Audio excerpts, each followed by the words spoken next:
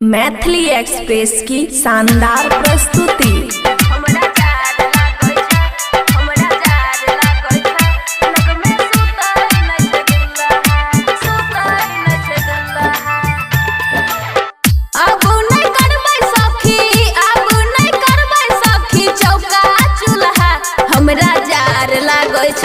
हमरा जार लागै छै लग में सुतै नै छै दुल्हा।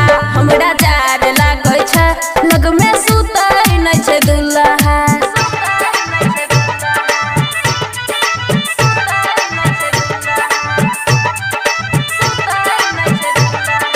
डीजे सुमित सतीश रैमा, डीजे सुमित सतीश रैमा, खुशी रिकॉर्डिंग स्टूडियो बलुआहा।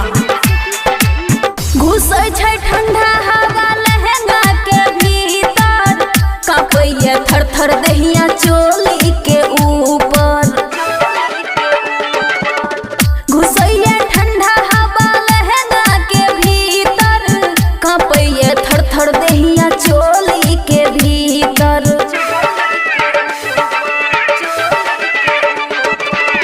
सटै नै देहिया में, सटै नै देहिया में, फूकै नै चूल्हा।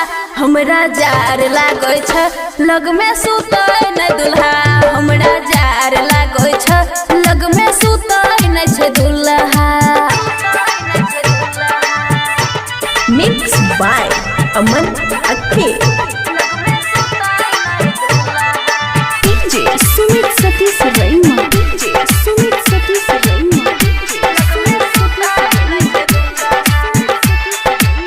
जंग लागल जाय छै सखी हमर कारखाना में, सैया नै देखै हमर सुपर खजाना में। जंग लागल जाय छै सखी हमर कारखाना में, सैया नै देखै हमर सुपर खजाना में।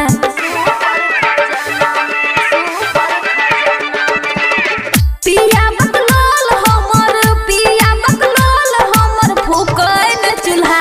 हमरा जार लागै छै लग में सुतै नै छै दुल्हा। हमरा जार लागै छै लग में सुतै नै छै दुल्हा। खुशी रिकॉर्डिंग स्टूडियो बलुआहा। डीजे सुमित सतीश रैमा, डीजे सुमित सतीश रैमा,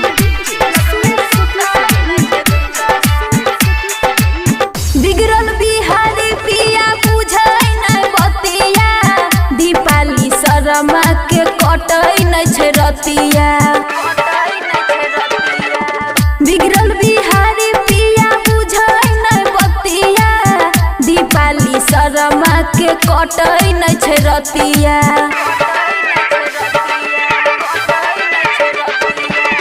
देवर बकलोल हमर, देवर बकलोल हमर, बुझै नै बतिया। बड़ा जार लागै छै लग में सुतै नै छै दुल्हा।